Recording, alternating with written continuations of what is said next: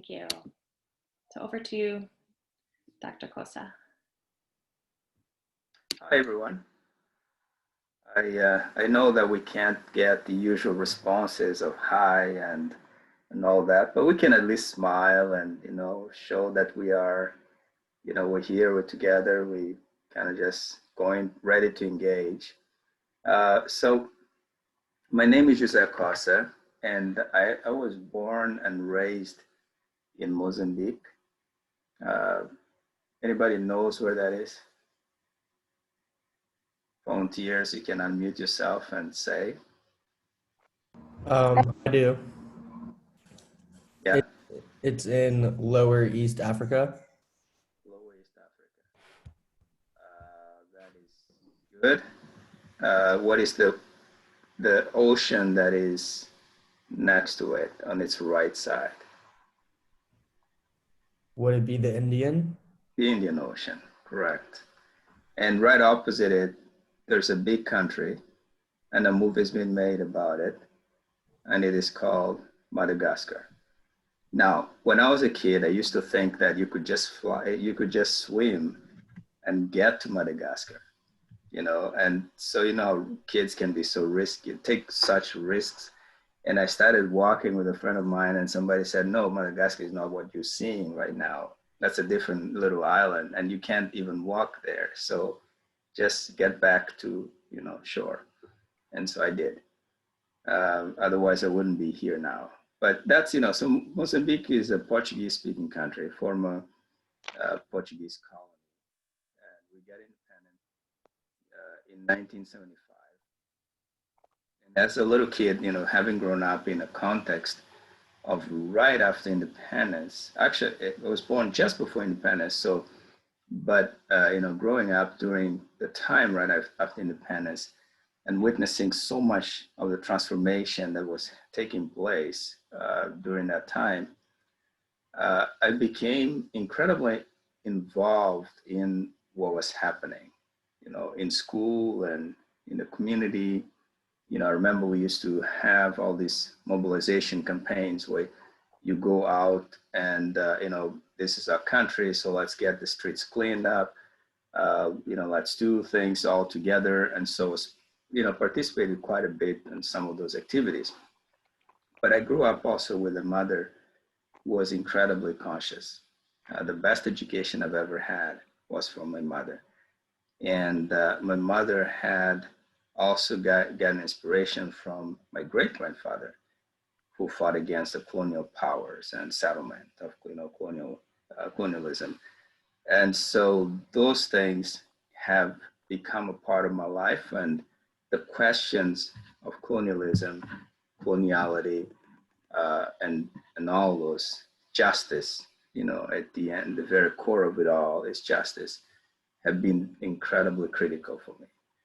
So when I set up to writing this article that you guys read, was inspired, I was inspired by the things in my own life. As you could tell, one of the stories that I tell in the article is a story about an incident in my own life. And having grown up in that context of right after independence, and we moved to the city because, Black people could not live in the city. We lived in the peri-urban areas. And so, when we moved to the city, we had to learn to live in the city where only white people were allowed to live back then.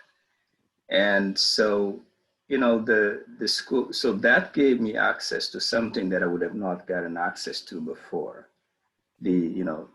Having all the infrastructures around, having the facilities like hospitals. And, I was born at home, for instance, and the hospital was so far away because I was born in a peri-urban area.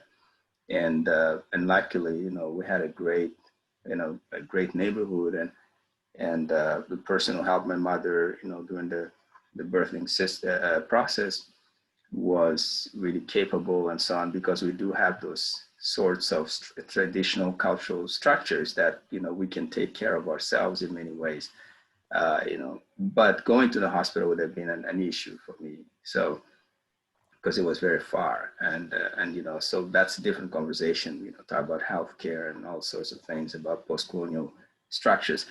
But so moving to the city gave me access to also the formal school system. My school was about 15 minutes walk from my home. And so but when I started going to school, I had to learn Portuguese. I grew up speaking my native languages. And, I was very articulated in my native languages, Xangana and Xizronga. And at the age of 4, we moved to the city. And I'm told that from now on, you have to start speaking Portuguese. So I really had like a crash course, and there was no other way to survive in the city if you didn't speak Portuguese. That's what I was told. So I had to learn Portuguese. And what that did was to begin to change the way I thought about reality. As a kid, I used to think about reality as a Black Shangan Ronga kid. And suddenly I have to speak, and articulated that reality in my own native languages. And suddenly I had to move to the city and shift the way I communicate, which means I have to think differently about things, and I have to begin to interpret reality differently. So the questions of coloniality began to emerge in my own conversations with friends, and my mother was incredibly instrumental, as I said. And I began to ask certain questions that other kids who had grown up in the city, speaking Portuguese, did not ask those questions.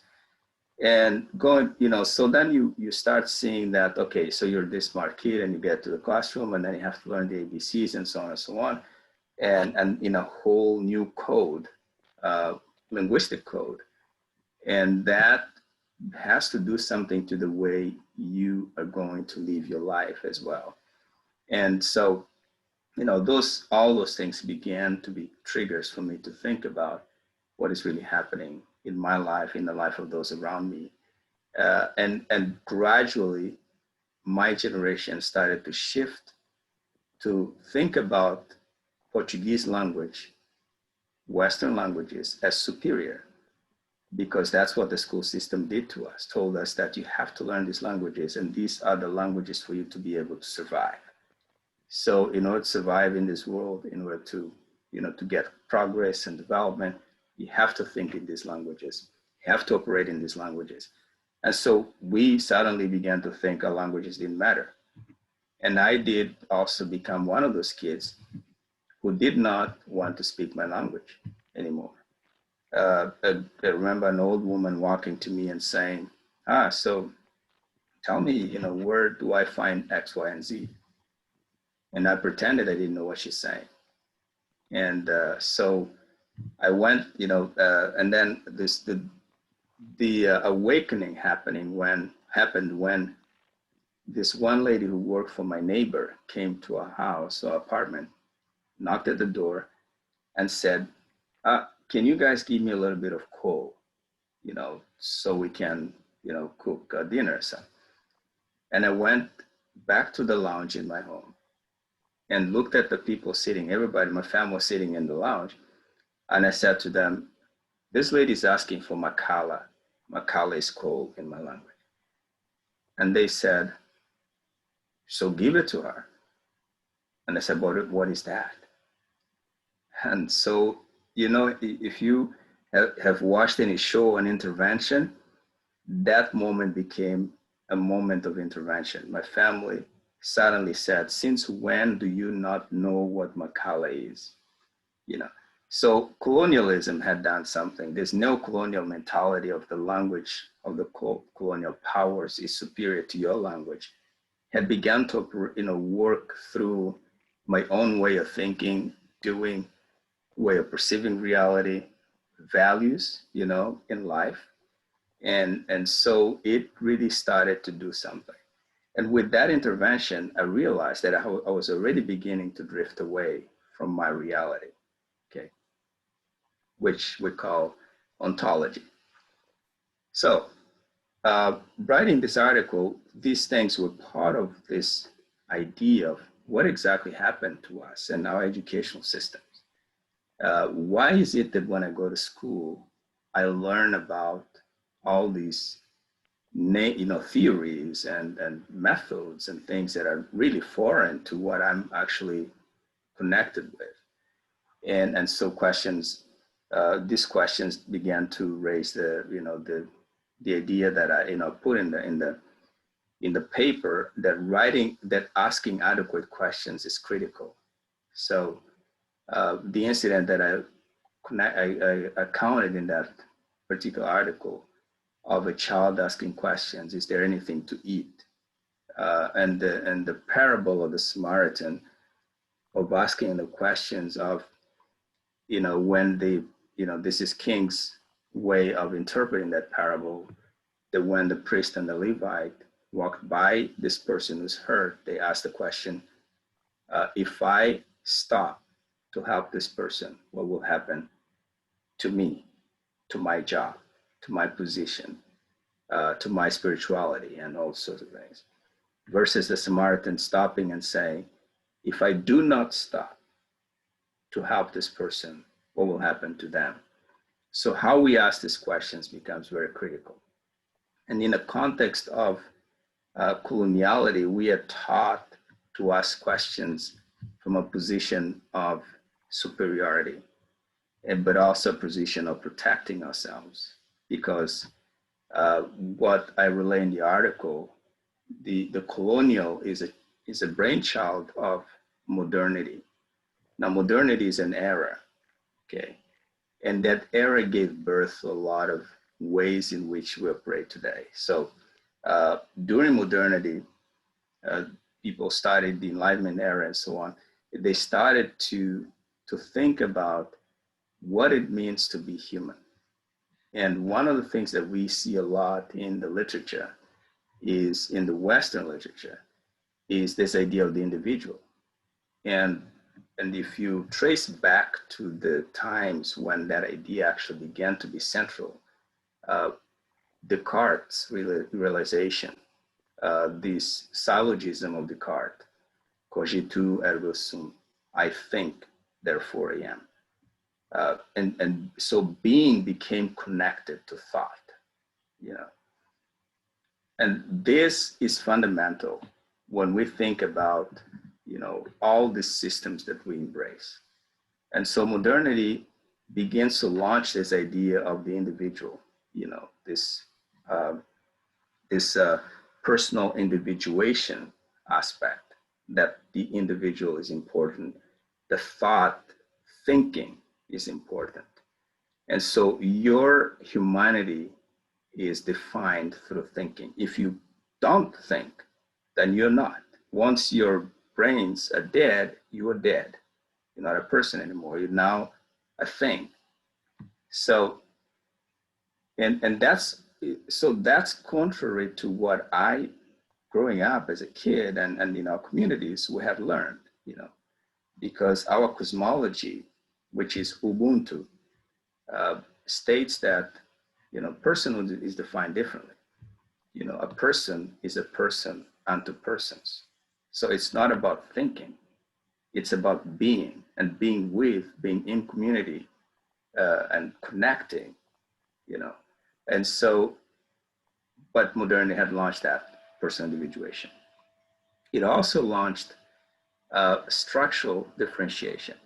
This idea that we have to create structures, and structures will differentiate different aspects of society. So if the individual exists and the individual is about thinking, if thinking is so critical in that, these structures are interlinked to this aspect of thinking as well, because that structural differentiation also gives birth to things like functionalism, that society, has to function in a certain way. So we create structures that are going to emulate the way the society is going to function. We create educational systems, and educational systems actually become a part of, funneling. You have people coming in, they go through a process, and that process, then they have an outcome. And the output of that process is what is desirable for dysfunctional societies. And but during the process, you have what I call the sausage factory, that when you have all this meat that is being thrown, I'm sorry for those who are vegetarian and vegans, it's kind of could be a gross metaphor for you. But you have all this meat that is put in this input side of the process. And then it goes through the processing. And in that processing, there are aspects, parts of that meat that are not desirable. And those parts of the meat that are not desirable fall through the cracks because, there's a way to kind of filter things out so that the good meat can go and be directed through to different areas of the particular processing machine.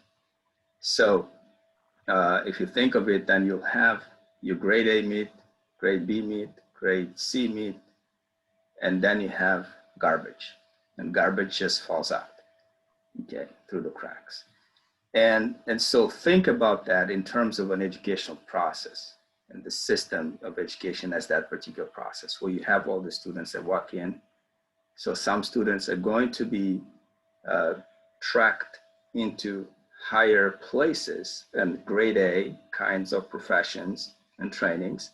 Others will be into grade B professions and trainings, grade C professions, and so on. And then there are those who are going to be dropouts.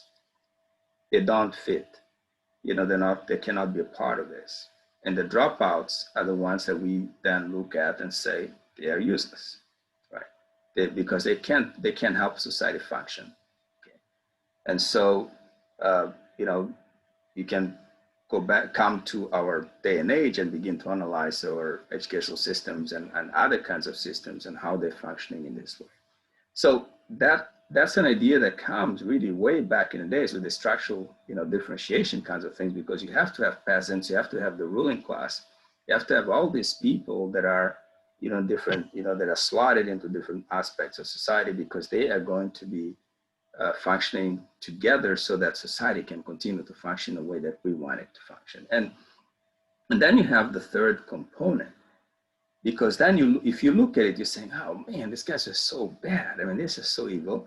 Look at this. I mean, first you think the mind is the central aspect of it. This is cogito ergo sum. I think, therefore I am. And so if you don't think, what are you, right? And then you also think, okay, so now you have this thing that is just structuring, society and creating all these things happening. So then they needed a third component, culture, which is this cultural rationalization. They needed to reason through. This thing had to make sense and be justified in some way. So because reason is critical, so rationalizing culture becomes incredibly important. Okay. So when you hear, even today in our battles and so on, and you say, oh, these guys are such, like white supremacists or whatever, there's a rationalizing of all that. And this rationalizing is not new. This stuff is like from way back then, the creation of cultural rationalization. We can actually rationalize pretty much everything that happens within modernity, good and bad, and the in-betweens. So those become very critical components in launching these universal agendas, because all of a sudden you have universality walking into the space.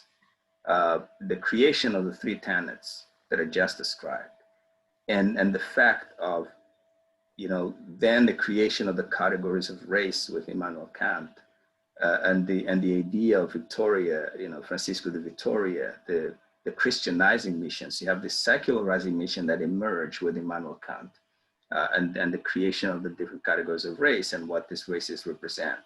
Like Black people are good for servanthood, and there's white people who are first, and then you have this, these people, and then Victoria also rationalizes the war against the Indians, right? And but he also rationalizes this. It gives even more of a thrust to this Christianizing mission that takes place. So these things begin to walk together: secularization and Christianization. And these things are part of what becomes the colonial project. And the colonial project then also, because you have the remember that the mind, the thinking becoming critical, the scientific method becomes a part of that whole matrix in which there's only one way to know truth. And so the pursuit of truth is a great agenda, is an agenda in that whole modernistic idea. So if we can rationalize this stuff, if we can create certain structures, and if we can allow the individual, to just use their minds and classify individuals based on also on their mental capabilities, then we're able to, we can forge a certain kinds of ways to say we know how to reach truth. Okay, because if you remember the old philosophers, the idea was also trying to find some way of reaching truth, as they're reasoning things through. And so they then create the scientific method, and that becomes a part of this whole structure and culturalization. And with then the emergence of the colonial project facilitates the spread of this. So we usually think about the colonial as only political, but it's also educational, it's also religious, it's all these things together because they're part of that same system to perpetuate one big system that is driven by one force, which is modernity and cosmopolitanism. Now, cosmopolitanism being this idea of conviviality, and so how can we live together? But how do you live together and so creating cosmopolitan centers and so on.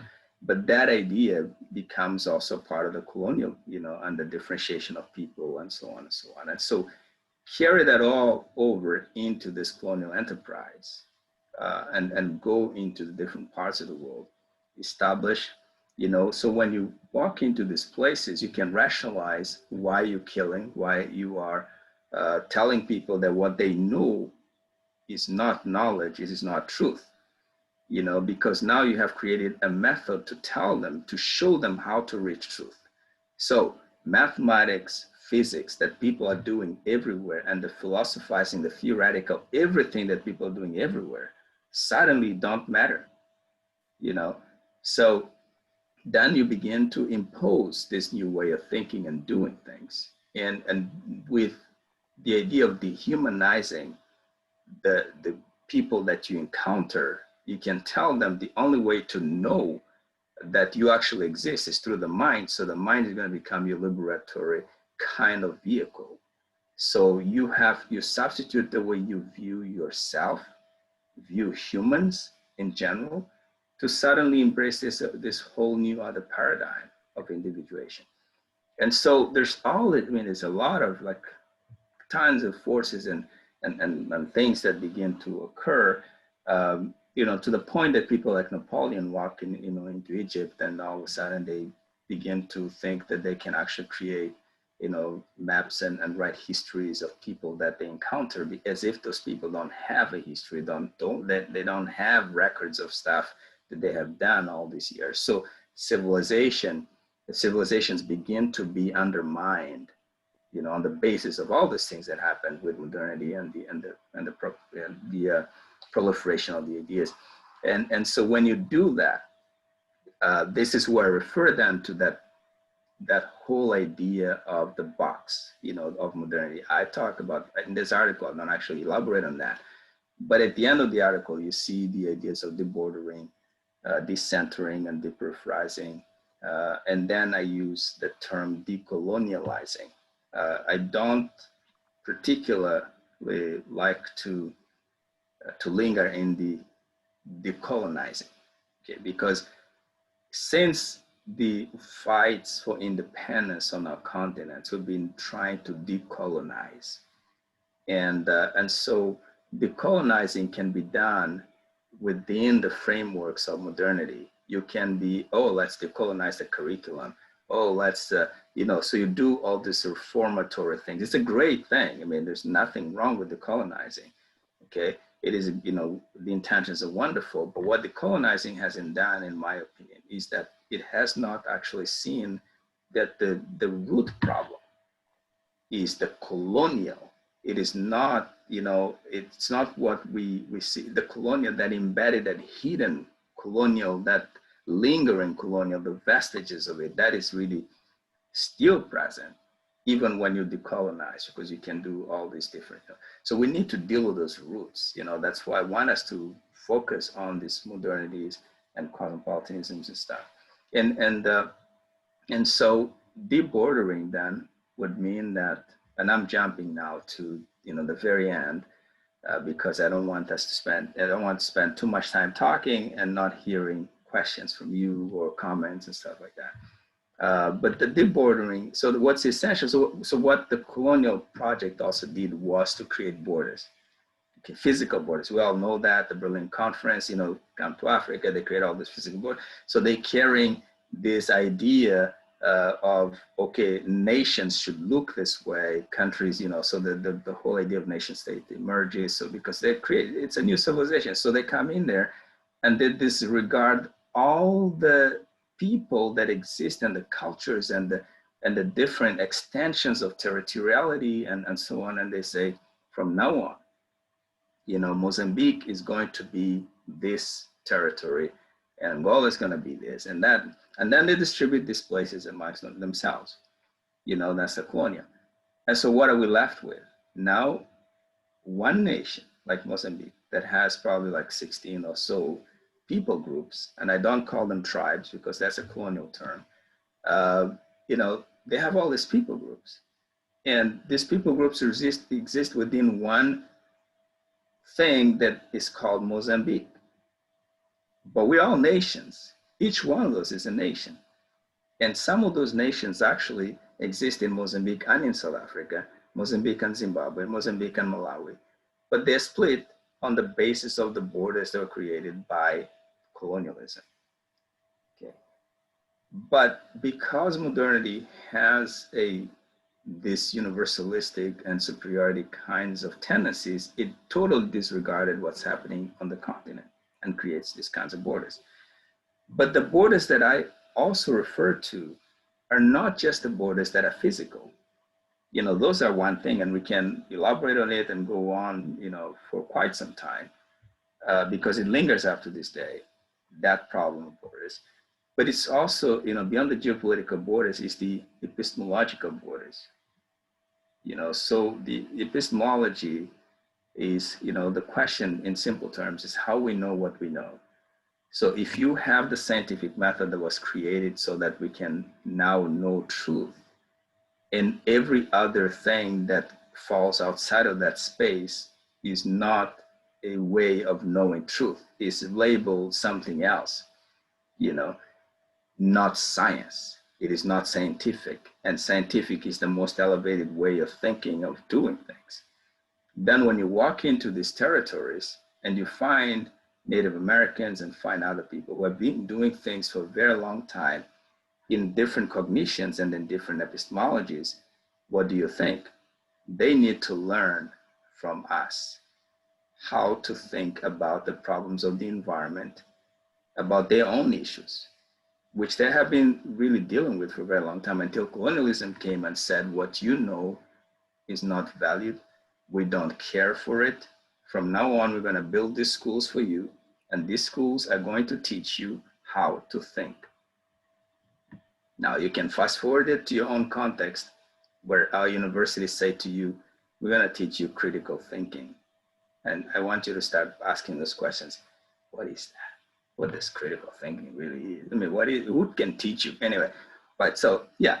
But these epistemological borders have to be challenged. That we need to really begin to work on. And so my vision is, and I'm working on other articles that have, maybe one day we'll have a conversation, but the bordering, the epistemological borders becomes critical when you no longer, the problem we have many times in our schools is that we learn so that we can go and rescue other people. We go help other people because the people outside the borders of modernity need our help.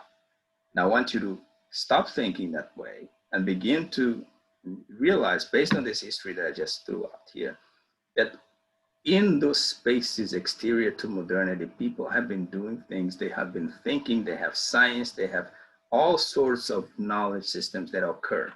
So the debordering aspect becomes this aspect of, I'm not going to South Africa or to Jamaica or somewhere to rescue those guys because they're all the Aboriginal, in Australia, they're all backwards. No, now you begin to say, wait a minute, what can we all learn from one another?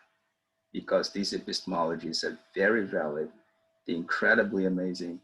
And people have been, so you have environmentalists, you have psychologists in those places. They don't call themselves those names because the language is different. The way that they conceptualize the reality is different. These categories are categories of modernity because modernity also likes to classify things. And I always say to people, at the very bottom, the very basic aspect of this idea of human is when Europeans met Africans and asked the question, who are you? And Africans in the southern part of Africa, and they said, Bantu, Bantu. And that simply meant people. And we are people just like you are people. But what did they do? When they heard that reality, they did what we do as researchers and development workers and so on. They took that reality and they classified it. And they said, oh, because classification is important. Remember, the structure of differentiation is very important in modernity. So they said, oh, so you are the Bantu people. And from then on, all history books you read will say the Bantu people of Southern Africa. Okay, now these people came from parts of the Great Lakes in Western Africa, and when they introduce themselves as Bantu. So how can there be Bantu people only in Southern Africa? I mean, this is a question we have to be asking ourselves.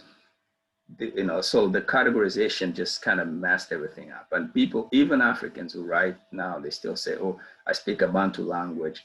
I live, I'm a Bantu. It's like, how can you, Bantu is people. We all are Bantus. Everybody in this room is Bantu, like in this conversation is Bantu. So we are people. So because a person is a person unto persons, that's what, Ubuntu, from which that derives from the word Bantu means that, what Africans didn't do was to impose that universalism versus what the modernists did. They imposed the universality of personhood.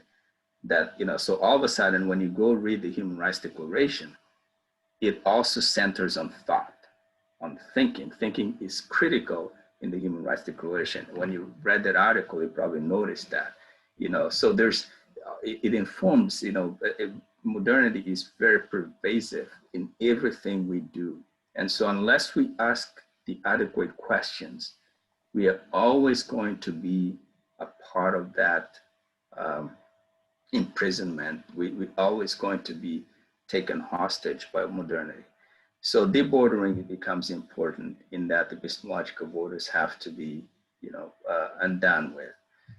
The deperipherizing aspect and decentering. So the center is really Western civilization. It is what modernity brought. That's the center, So we think of people, many times we talk about people being in the margins, and we don't ask ourselves the margins of what? Why are they in the margins? Why are they in the periphery? Why would I label somebody a person living in the periphery? Periphery of what? We don't ask those questions, but we need to start asking those questions because, they're very important. Marginalized people, who is marginalizing? Well, why is it marginal? Okay. And so decentering, as long as we have modernity and we have Western civilization and this conception of the modern as centered around here in this space of modernity, we're always going to look at those who don't fit in as marginalized. Okay, so we basically create this category of the other. Now, when I talk to you about Ubuntu, a person is a person unto persons, in that particular saying and perception, there is no other. Othering is absent in it. Othering is a product of the modernity and modernistic perception of personhood. So the whole idea of marginalized and so on has to be undone with, because then you no longer have centers and you don't have peripheries. So that's a part of the bordering and decentering. And then the decolonializing is to look really at the colonial in depth and looking at all of its hidden aspects and it's different kinds of very nuanced articulations, even in the things that we do on a daily basis as activists, as scholars, as citizens, and the very idea of citizenship is problematically colonial, you know, how we articulate citizenship. So all those things are part of why this article and why the way I'm engaging these questions and so on. There's so much more in it that it's a conversation that can go on forever because the struggle is real and it's very, very, very complicated. So, but thank you very much. I hope I didn't leave anything out. So. Thank you so much, Dr. Kosa. That was just a beautiful way to continue our conversations in class. And I know for many of the graduate students who are also attending, I think you touched upon, I think, many of the questions that are informing the ways people are thinking about their work. So I'd like to open it up to questions for Dr. Kosa, both from our class as well as from those who are guests. Pamela, I see you have your hand raised. Yeah. Thank you so much for your presentation, Professor Jose. I am working with citizenship education. I am from Chile. I am trying to understand citizenship, the relationship between citizens and state. So I think that in this specific topic is for someone who comes from South America, it's difficult to understand this specific topic in terms of, because we value in some way the democracies, but at the same time, we know that the democracy and the state is a creation from the North, you know? So in some way, it's like we are struggling with our own values in terms of, I don't know, I think that I am struggling with that. So how I can take some values from the North, global North, and at the same time, how I can understand what is happening in my country with this framework. I don't know, for me it's so complicated. So I would like to know, what do you think about it? Well, it is a very, timely question because I just, finished an article on citizenship education, global citizenship education. And I think, part of this is part also of that conversation around state and nation and the division of land in different places, how, for instance, walking into the so-called, indigenous, and I say so-called because I don't use the term, and I avoid that term because of its coloniality, because I always ask, why is it that only some people can be indigenous and others are not indigenous, right? We all indigenous to a place, right?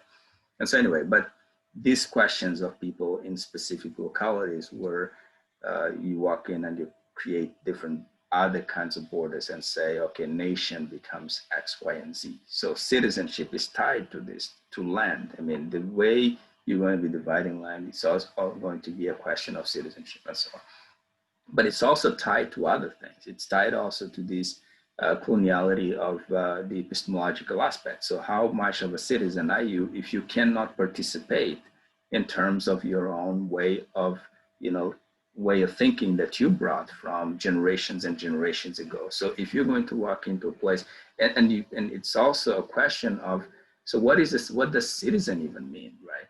And that is an epistemological question. So when you talk about citizen, and you live in a certain part of a certain spaces, you may not be a citizen of that, that overall country or nation. So these are questions you need to keep asking because they're pretty much important. And they can also furnish you a critique of the global narrative around citizenship. What does a global citizen look like? What is a global citizen, right? Is a person who because of my privilege to travel to different parts of the world, does that make me a global citizen? Versus, you know, my mom who doesn't really necessarily travel in different places, versus somebody else in a certain part of the world that doesn't necessarily travel in certain places. That's having, that's also tied to the idea of passports and the geopolitical privileges that we give to certain passports, that you can actually cross different geopolitical borders created by this modernistic coloniality and become this global citizen.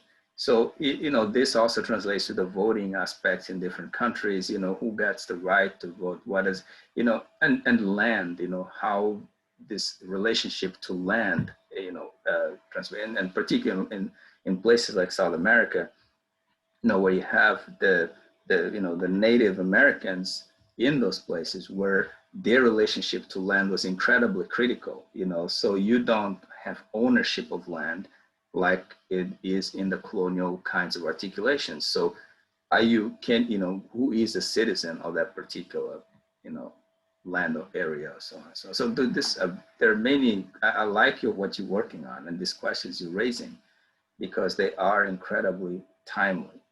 What modernity does is it simplifies it because it has, I always say that it has wound the clock for us. And then it moved, let the world just run its course. And it's really resting right now, just watching us fight and do all sorts of things, knowing that it's pretty much established. It's hard to do away with it, And so we need to push further than what we have pushed so far, because it's almost like an elastic kind of power. You can try to push out and then it pulls you back. We need to be more consistent and more critical about all these conceptualizations and so on and so on.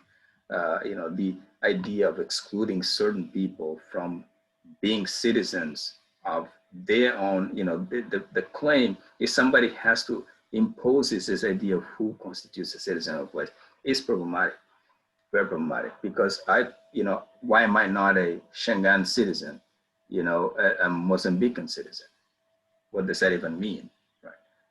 And so, yeah. Thank you for a question. And we can continue the conversation some other time, you have my contact, Professor Muller will share that. I would love to speak with you about some ideas. Thank you so much. You're welcome. Ashley, I believe you had the next question, and then Millie, and then Devini. Yeah, hi. Thank you, Professor Goza. Like, your ideas on citizenship and what counts for citizenship and who defines it, like, is very inspiring. And I shared a similar struggle with Pamela. I'm also struggling because, like, I noticed that you mentioned a lot of times where, like, a different sort of epistemology is, like, valuable and could add to the Western ideas because they've been doing that for, like, for a very, very long history. But, like, that also, like, sort of, that's part of my struggle because, like, I see that a lot of the sort of traditional way in the logo scale or in the, in those different cultures than the Western ones, like, they're traditional, but I just see that, like, although they've been doing that for, like, years, I still see parts of them are sort of wrong to me. Because, like, for instance, they disvalue women and they discourage any sort of marginalized, population in a lot of sense. I mean, like, I just feel like those part of my tradition is, like, sort of wrong to me. But then I struggle again because, like, maybe my thoughts, my value system just come from the Westernized education I received. Is that wrong? I mean, I shouldn't be criticizing my own traditional values, but then I just don't see why, like, valuing all genders equally is, like, a Western value. It seems like a right one to me, right? It's not just Western, it's just the right thing to do. And then I'm just stuck in those similar, I mean, like, women's rights is part of it, but then there are a lot of things that I don't approve of my own tradition. And I'm just not sure if my disapproval is just, like, in a result of my my value system being completely westernized. It No, just, thank you very much. That's, I mean, that's a problematizing that we all have to encounter. We have to ask these questions, even of ourselves and the way we engage with the world. So, part of what I described earlier was the idea, the differentiation of personhood. So, this concept of Ubuntu, a person is a person unto persons, versus cogito ergo sum, think therefore I am. And so personhood, the differentiation of that becomes very critical in everything we do. So if you look at different people groups around the world, they've also conceptualized personhood in certain fundamental ways.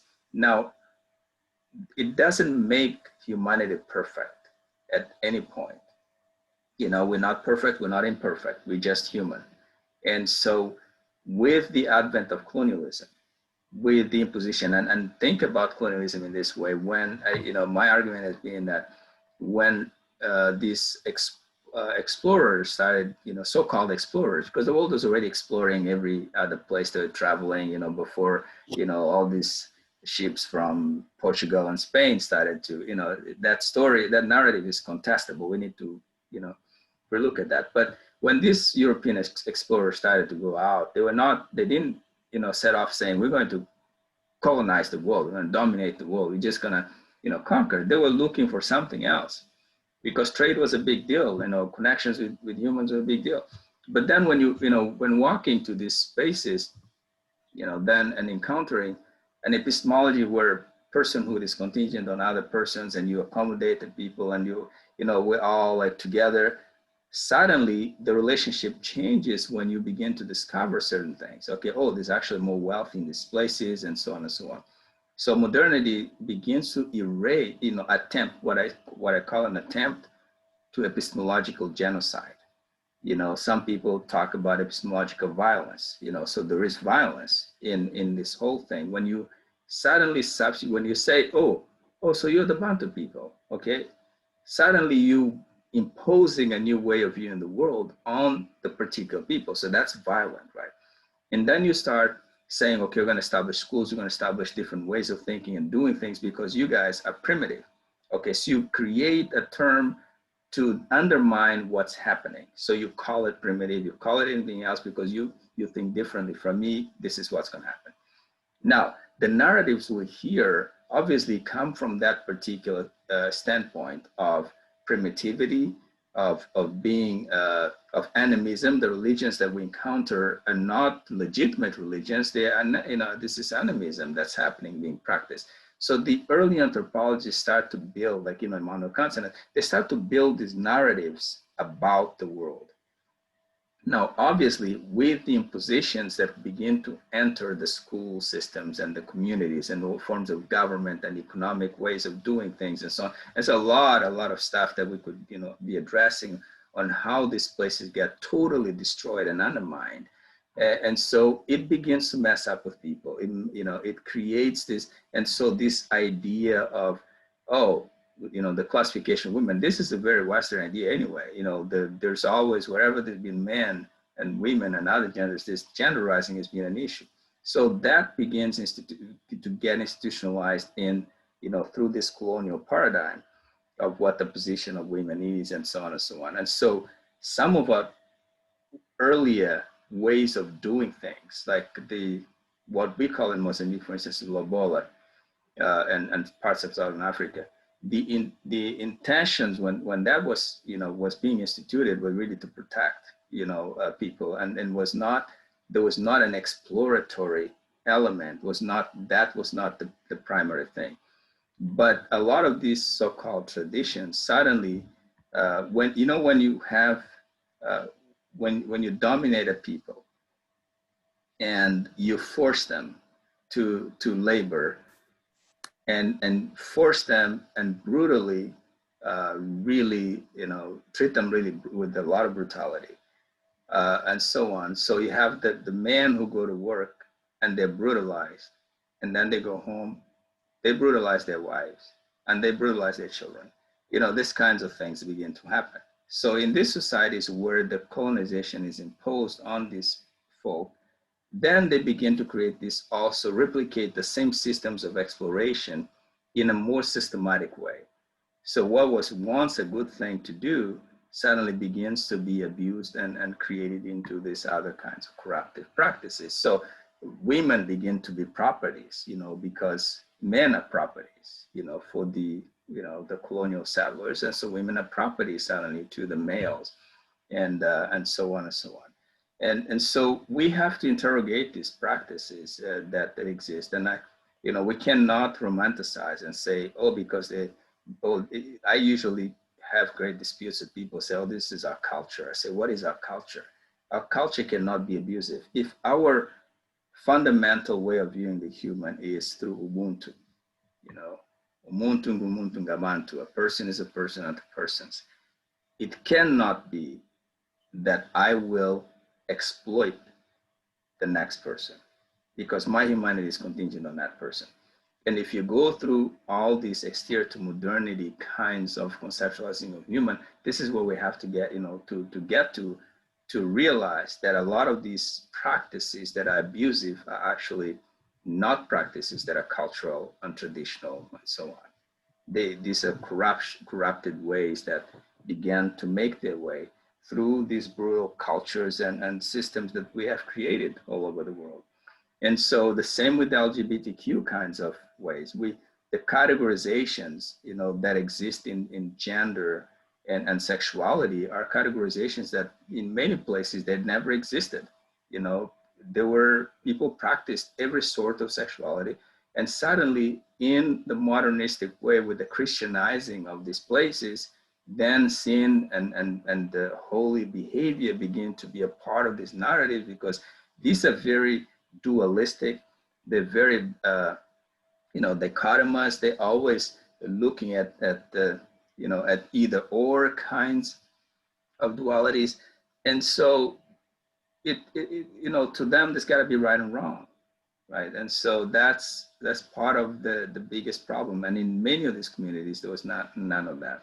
So this is part of the epistemological violence and attempts at epistemological genocide to erase even the memory about what the practices in those places were, and how they mitigated for injustices, because injustices existed. Even in an Ubuntu culture, they exist. Many times people say, you've lost your sense of being human, okay? You've lost Ubuntu. Why? Because you have stepped outside of the practice that says a person is a person unto persons, okay? You start now, doing stealing and killing and doing all sorts of things that are outside of those practices. So we need to interrogate, the very core of these practices. And so when I also talk in terms of how problematic it is even for us to look at ethics from a very modernistic standpoint, because the modernist still views people from this idea of constituere sum. So ethics are very rational, and so, it's also limited to that particular scope of thinking. And whereas if you look at it from different other epistemologies, you might have a much richer conversation and much richer practices that are ethical, that can be implemented so that we can heal racism, we can heal, this gendered, sort of gendered societies and discriminations of all sorts. There's so much more out there, but we so confined to this space of the modernist where we look at things as either or, because of the Christianizing and the secularizing of these parts of the world. So yeah, anyway. Yeah, thank you. I was, yeah, so I totally agree with you that the gender norms or the gender binary conception is a very modernized, very new thing. And then like, we're just kind of proposing that like gender binary lenses into what we, like how we view the world. However, like you were sort of saying that, well, like a lot of those are caused by the colonialization process. Like, and before that, like the tradition itself is kind of like not so like sort of suppressive to women. But I guess like that's not sort of the same as my experience. Like I'm from China, and I can see that like it's just like, but long before, the Western countries entered our like world, sort of like there is like real suppression onto women and onto the other sort of groups that are sort of pushed, marginalized, and I just can't approve of that part of a tradition. I mean, like, it's sort of a virtue for women to not be seen in the society, not to work, and not to have the same rights, property rights, or all sort of other rights and stuff like that. And that's real history. I mean, it's not something that came after colonialization or modernization. I mean, that might be a slightly different experience than yours. So I'm just wondering, do you have any thoughts on those kind of situations? Yeah, so I mean, it is, you're right. There are different experiences around these, but there's also something we need to continue to interrogate, even in terms of the narratives about Chinese civilizations. That to what extent and at what time did the ideas about superiority of men enter those civilizations?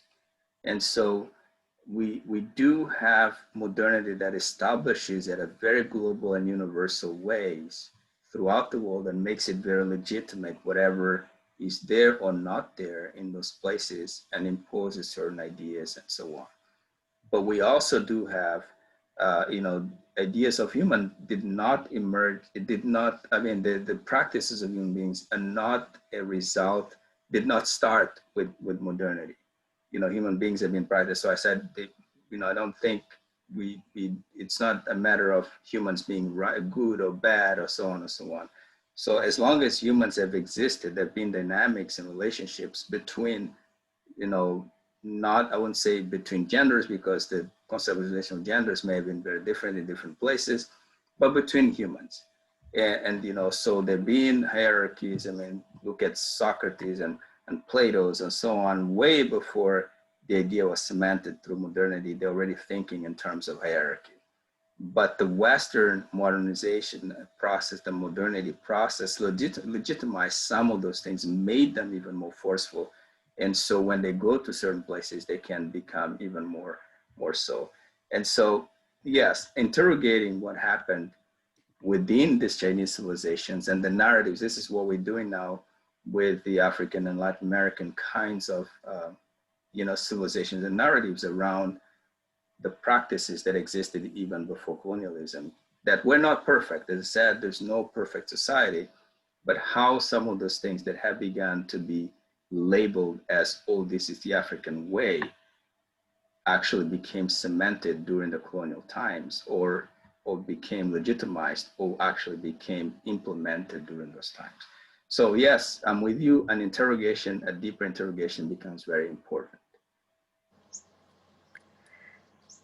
Thank you.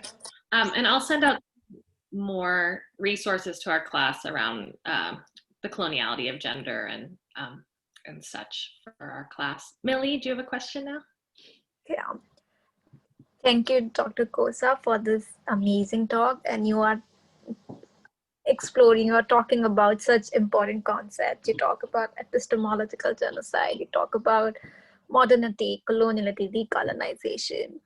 So I'm struggling with this and I want solutions. So I'm seeking people with solutions. So if you have answers, please. Research in itself is a modern enterprise. Research in its very core is colonial. So I'm, and especially, both when I got my education in India or I'm receiving my education here, both, like at both places, research has a very Euro-American centered approach of, approaching a problem that, this is like, we mostly actually are trying to go in a community with this idea, there is a problem and I need to like find a solution to it. Anyway, so how do you find a way out, or like, so that my research is actually not reproducing the violence, because ultimately I'm a part of this discourse. I have read like a couple of the colonial methodology and everything, and I have to read a lot more. But then again, like a lot of critique that decolonial methodology is trying to portray, that critique is also again by keeping West at the center. Like that critique is formulated around Western thoughts. So because again, then a lot of epistemology that doesn't even have to have a critique of West. Their epistemology is very much in themselves. So they get neglected out and whatnot. So these are a couple of questions in my mind, and I really want to find a way where my research can be actually as non-colonizing as possible. Yeah, well, you guys have very interesting questions, very important questions. And it's the biggest challenge we have is, how modernity also set up the clock and the time and began to say, okay, time begins pretty much this way and it's linear. And so when we think about doing these researches, like, the one that Ashley and Pamela are kind of really wrestling with, uh, and you're wrestling with too, is we think in terms of how do we go back to the practices, to the ways that things were done before colonialism was here. And in many instances, it's very hard to get to that point. Because also, even in terms of, Ashley's question, what a lot of the colonial did is they would walk into a place and they would change the records that exist in those places about those civilizations, and burn records, destroy, things like that. So it's hard to really go back to those. So what we're left with now, even to find out about what happened and how things are done and how people do things today, is this concept of methodology. Because you go to India, you talk to people, you can do an ethnographic study, right? You go and talk to people, you take down their stories, and so on and so on, and then you have to code those stories and you have to interpret those stories, and you're right, it's totally colonial. It's very colonial in itself, because what you're doing is you're really disregarding the expertise of those people. I had a conversation with my mother once in my native language, and my mother was telling me how she went back to KwaZulu-Natal area in South Africa to, pretty much research about her ancestry and so on and so on. And as we talked, through that, I said to my mother, in where I come from academically, because I have a PhD, I can take what you just told me, interpret it, and get the credit. I'm the scholar. You're not the scholar. But yeah, what I'm hearing is a lot of, this is an ethnographic study that you did. We don't call it ethnographic in those settings, because ethnographic itself is a problematic term, but it's sort of that sort of ethnographic kind of digging into the culture of people. But we would relegate that to, oh, she was just curious to find out about her, and so on and so on. And then I write the story of her trajectory as an interview, and then I quote it and I publish and I become the expert. So question of expertise becomes critical, and that's what you're wrestling with. So how do you undo that when you meet people out of, satisfy these curiosities that we have, this thirst for, knowing what's happening around us and so on. Why don't we do it together with the people we are talking with? Why don't we, value also the, and I don't think, African traditions are oral traditions, but there is a lot of orality in it in some of this context. We should begin to value the different ways of communicating and the different manifestations of expertise that exist. So instead of them becoming my interviewees, they're actually my co-authors. We are producing this knowledge together. They're actually probably even more experts than I am. I'm pretty much just a communicator of the knowledge that they're giving me. And so that whole thing kind of shifts the paradigm these classifications have created, in the Western world. And we begin to give them the credit that they deserve. And I also say that when, for instance, and I talk a lot about the African Renaissance, that when we engage in communities, we have to also be respectful of all these epistemological and zoological aspects, the values, the way they think, all these things, and language embeds a lot of this stuff. So why do I have to translate what they tell me? Why don't I write in the language, or they can simply have their narrative recorded, and that narrative in itself is an authorship. Okay. But what I do is I translate that and I transcribe it, and then I publish the interpretation of that. And this is a whole other dimension of things, that becomes problematic. And so epistemological violence and attempts at genocide, which they haven't, modernity has not been successful in this genocide. So I say it's an attempt at genocide because we still have some recollections of sorts. There's some memory still left. There's something that we're still holding on to. Otherwise, all of us here would not have any sort of resiliency mechanism if we did not have the vestiges of those things that have been, that have stayed with us. Anyway. So yeah, it's a fundamental question, and it's a question that we need to be asking, and be examining ourselves as we engage in the so-called research and practices.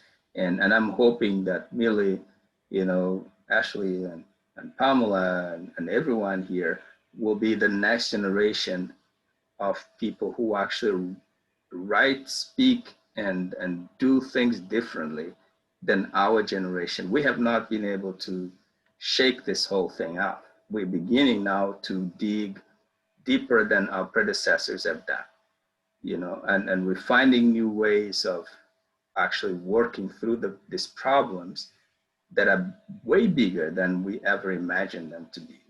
Because even in our activism, we're still bound by some of these principles that we're trying to unshackle, And so you guys are in a position to begin to engage at this even further, and take the debordering and decentering and deperipherizing and decoloniality aspects of decolonializing things, even more to lengths that nobody has done before, and then you inspire the next generation. So that's why we need to be really intentional about asking these questions, and not just taking for granted that everything we read in libraries and archives and so on is factual.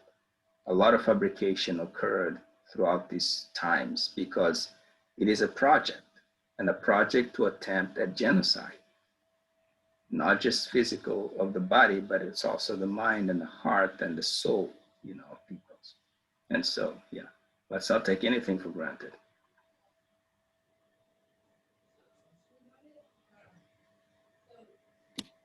Devmini, you have a question now? Yes. Hi. I wanted to say thank you for doing this. Your information has been very interesting to listen to. But in the beginning, you were talking about your kind of like beginning experience with this whole idea of coloniality, with going to school and having to learn Portuguese to be able to function in this new school and learn. So in the context of education, how do you think we should start asking these questions about how to solve this problem within the education system? Is it a restructuring thing, or is it a social change? Is it just about having conversations? How do you think we would try to solve this issue that we have within the education system that's so dependent on these this idea of coloniality? Yeah, another good question, pushes us to think further. Now, I am not a solution-based person. I usually say this because solutionality is a product also, the way we know it, solutions to be. Not that other societies don't, go for solutions, but this idea of solutions is really very modernistic in its nature because of the linearity of things, right? So when I engage in these things and I look at our educational system and so on, I don't have a path for us to actually, how do we solve this problem, right? But I do have the the desire and, in the process, in engaging in this process that we're engaging in right now, to ask these questions about our own educational system that we have not dared to ask before. So the problematizing that has happened in educational systems is also tied to very deeply rooted modernistic ways of thinking, which is theoretical, perspectives that we have. So if you look at how social justice and critical, kinds of undertakes in education have happened, many of them are based in critical theories and whatever. So this whole idea of, post-modernity, critiquing modernity. So we do a lot of that. So what I'm really after right now is to engage deeper than that and begin to think about theories outside of that space. So because that space is comfortable with how education is structured, it's comfortable with everything that I talked about, the person individuation, the cultural differentiation, the structural differentiation and cultural rationalization. It's pretty comfortable with that. Even the postmodern that goes to the borders of modernity is still comfortable with not undoing with the schooling systems that we have. Okay, but engaging in those conversations within that particular epistemological kinds of lenses and so on. So we need to have these conversations, these engagements, and be courageous to ask the questions of this embedded coloniality, even in the things that we think as being critical about the system. So how is this going to change when we begin to look at theoretical and educational modes and models and so on that exist outside of the space of modernity and begin to engage those in every educational engagement, and begin to respect them in very equitable ways, and doing away the ranking systems, this idea of testing individuals and grading systems. I mean, doing away with a lot of this modernistic structural stuff, and including, this, not including, but opening ourselves up to all that could be out there. Then we're able to, to enrich our own interrogation, of this, the way that we do education, so that we can then say, what makes me better qualified? Why is it that my coming to school and sitting in these four walls every day gives me, this privilege and even the authority to claim myself as the expert, right? So we need to do away with that idea, how you go through, all that. But that's a conversation that requires deep, asking these questions in a very courageous way, and being willing to say, let's undo some of these things that already exist and engage, the outside. So there's for instance, we talk a lot about formal, informal, and non-formal education.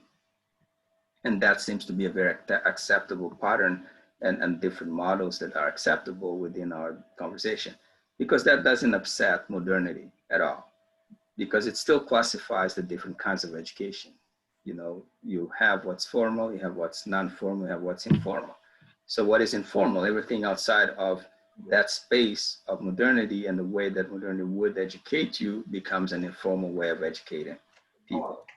So if you go to a community in Asia or Latin America or someplace that they don't have four-wall schools, they're just people who wake up in the morning, they go to the farm and they do, there's education taking place in that, but you'd say that's informal education, because you already use the labels that modernity gives us. So our educational system needs to begin to be bold enough to say, not if I stop to help this, what happens to me, to my educational system, but if we do not stop and engage with all these other spaces and other forms of education, what will happen to them? We'll continue the genocide, we'll continue the attempts, right? And all that. So these are interrogations I think we need to continue to do.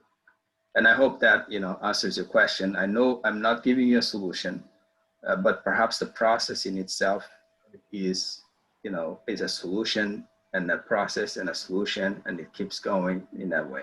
Yeah, I'm not a circular thing, a linear thing anyway. So Any more? Yeah.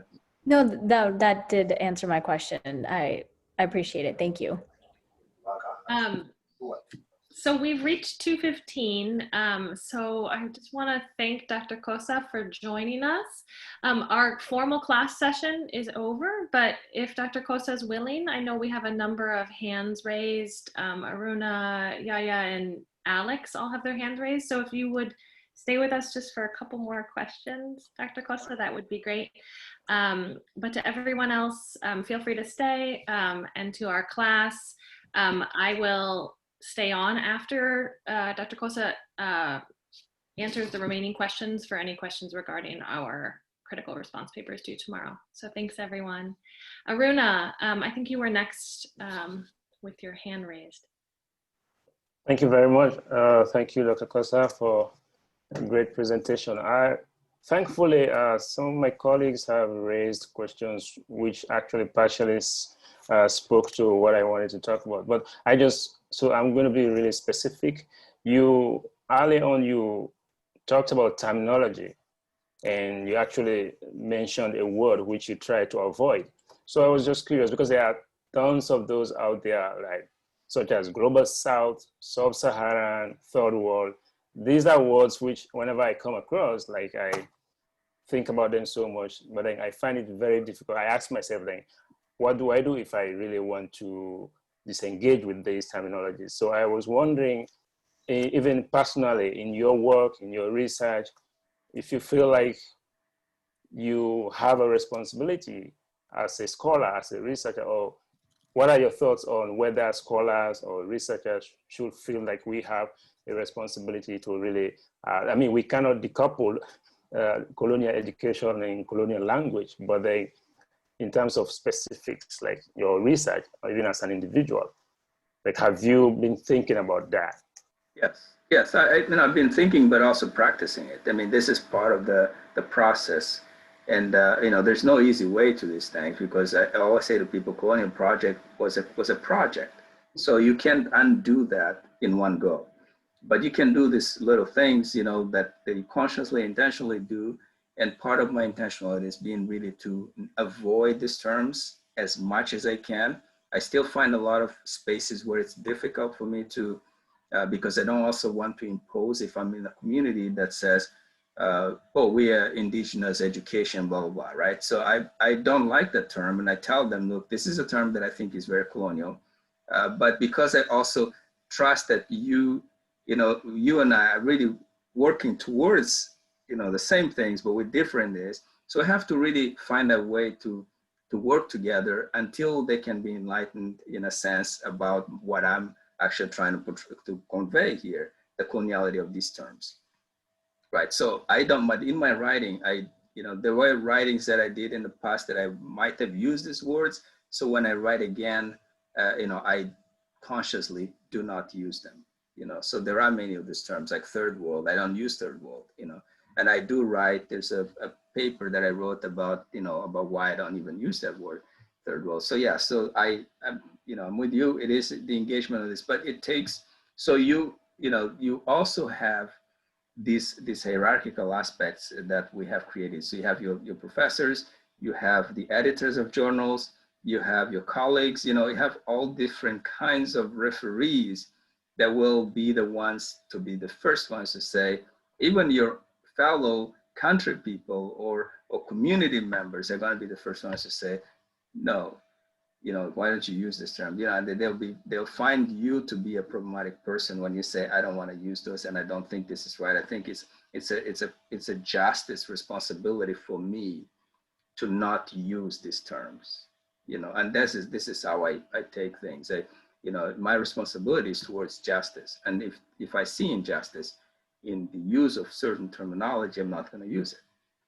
And so whether people agree with it or not, that's different, and we can talk about it, but the usage of those I do not approve, and I just don't use them.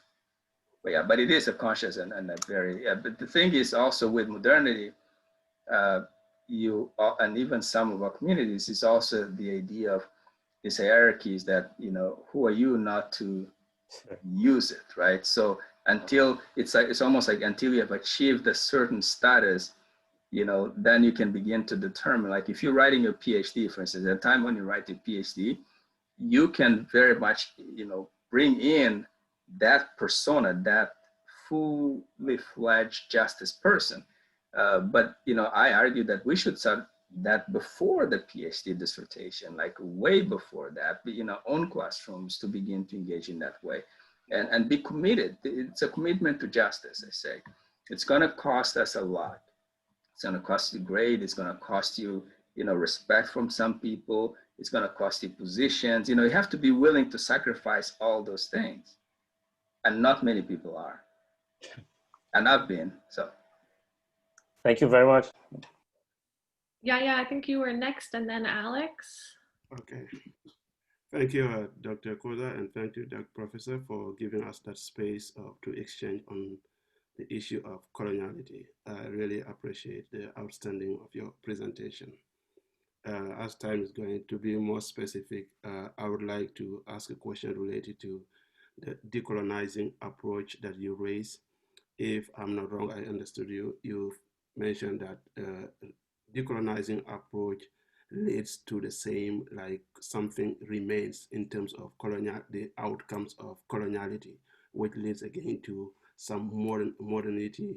So if I see that, I can understand that you think that decolonizing approach is not enough to tackle the issue of coloniality, which I understood from your whole presentation. Excellent to me.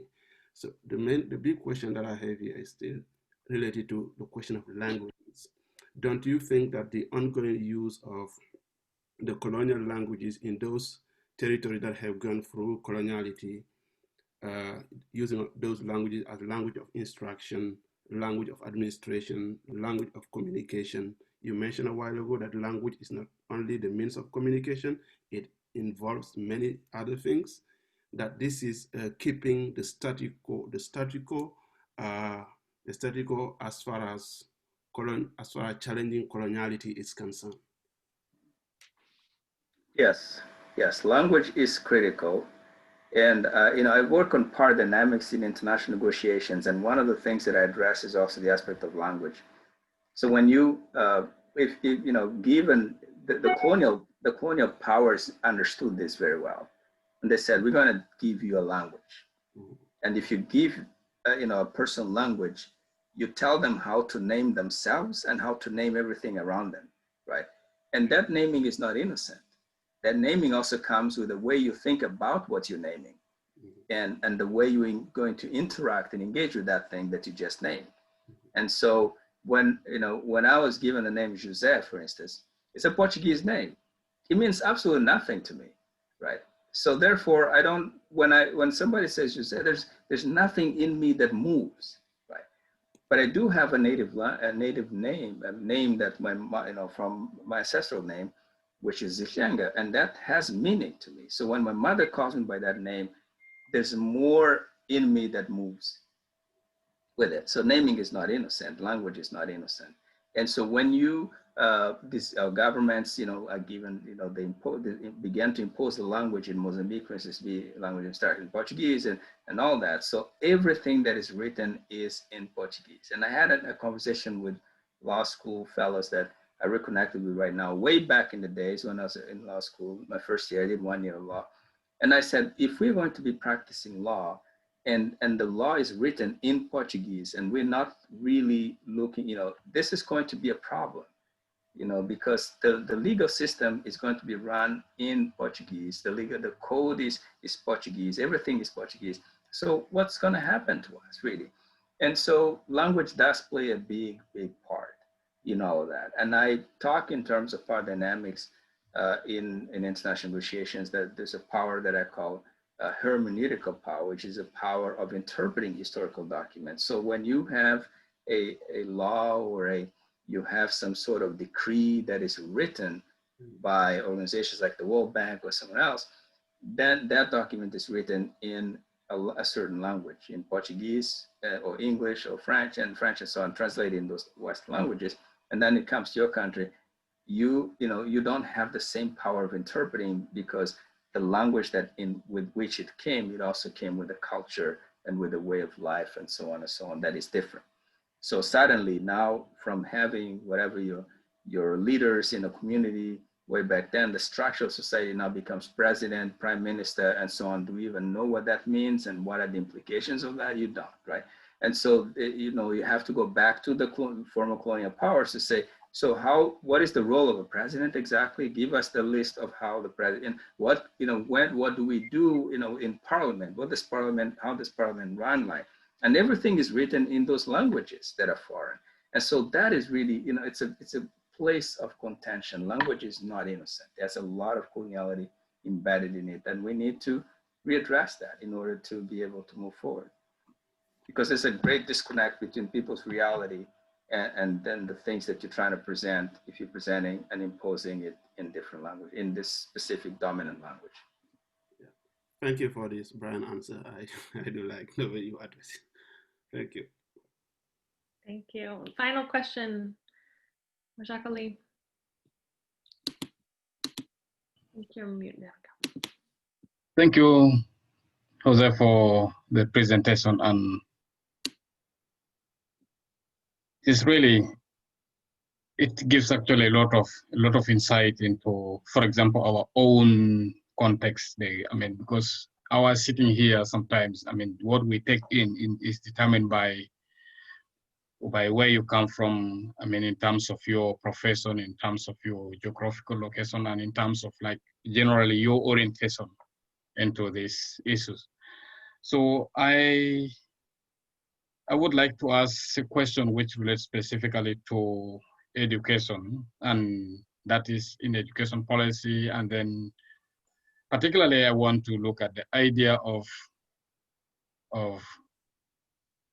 borrowing, which is somehow hidden in comparative education, and all these things tie together with the ideas of modernization, universalization. How do you, what is your take on the idea of universalization, which is inherent in selective borrowing, and which I think is also part of what we see as comparison, and then the hidden agenda of colonization?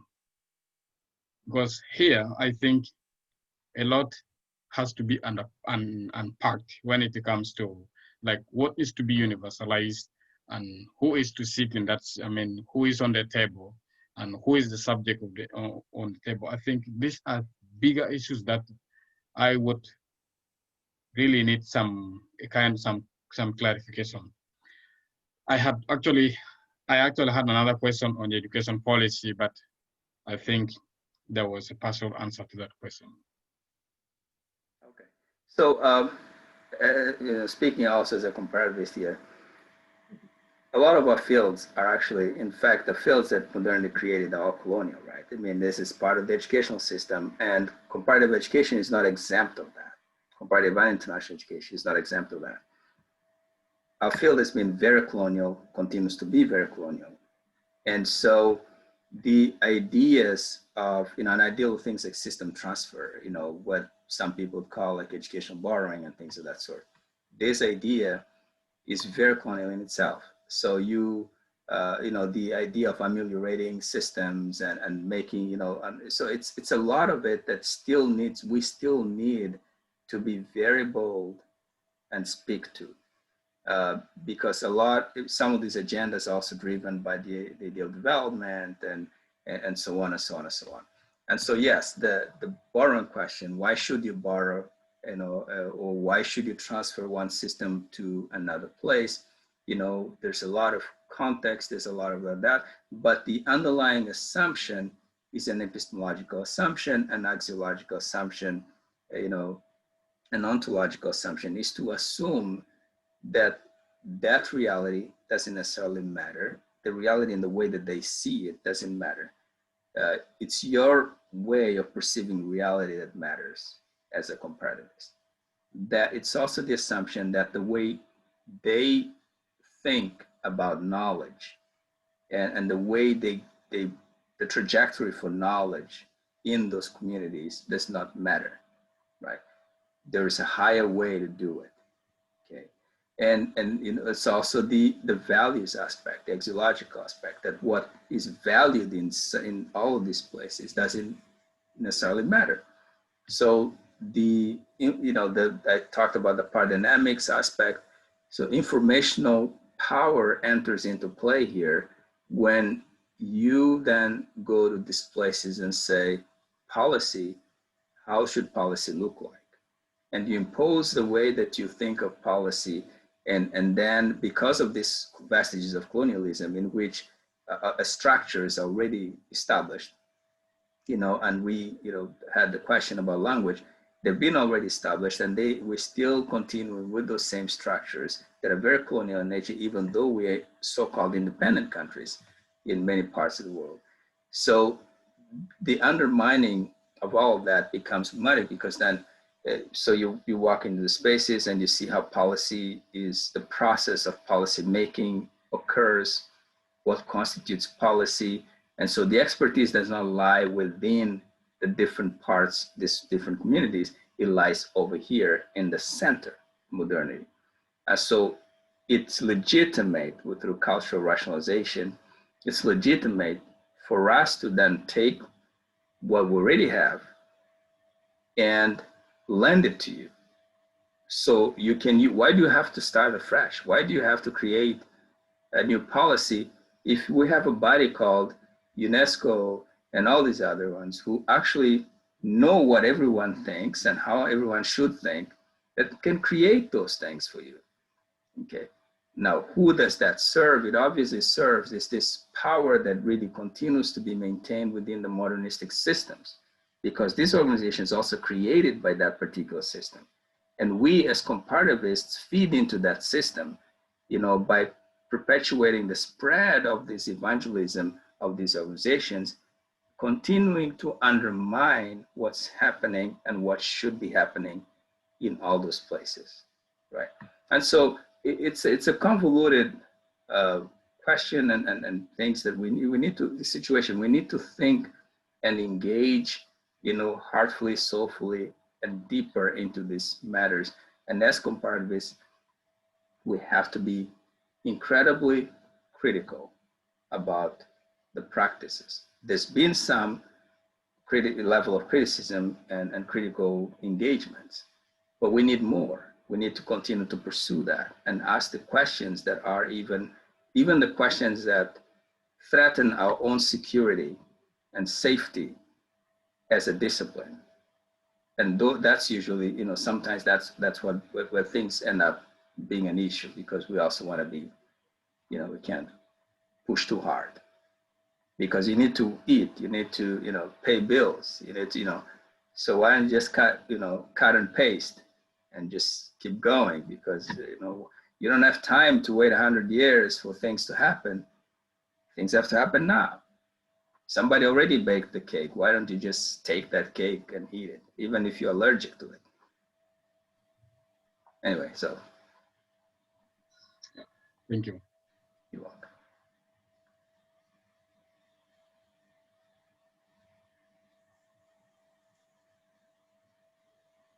Catherine, you're muted. Sorry. Any additional questions? Okay, thank you so much, Dr. Kosa. This was really, I think, just an incredible moment for my undergraduate class, and I know for the graduate students who were here. And so thank you for taking the kind of extra time beyond your allotted time to engage with all of us. I think actually this conversation is going to carry over into my methods class tomorrow, and I think we're going to be thinking about this for quite some time to come. So I just want to really thank you for your time and your work, and your challenges to the field and to all of us. As scholars, I appreciate it, and so thank you so much. Thank you very much. And as we say in Mozambique, kanimam. Thank you. Yeah, thank you. We'll be in touch. We'll be in touch. Thanks.